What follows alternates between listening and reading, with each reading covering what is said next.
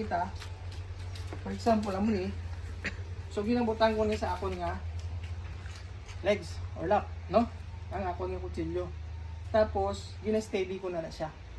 Steady dire amo ni angga hulag.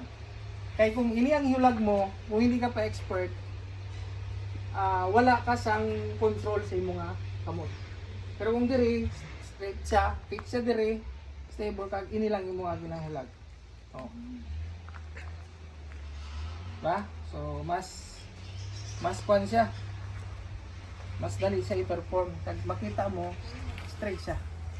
But kung hindi pa ka mo expert, pwede nyo man imo ni. Ang ako na kung style diri naman ko ginahimo kung nagatindog ako. Eh syempre sa mga meetings, trainings na himo, tindog ako kag ginafix ko siya. Ini magyapon ang gahulag, no?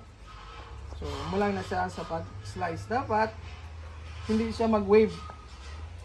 Ang yang ako dapat straight lang gid na siya. Hindi pwede mag-amonyo.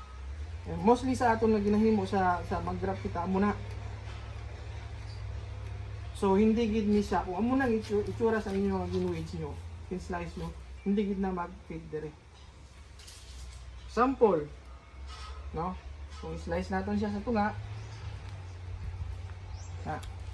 Kung amo ni ang pag-slice nyo sa inyong ano, hindi gid na siya mag-fit.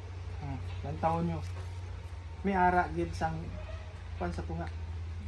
No? So, mas advantage kung ang iyang pag-slice is slanting gid.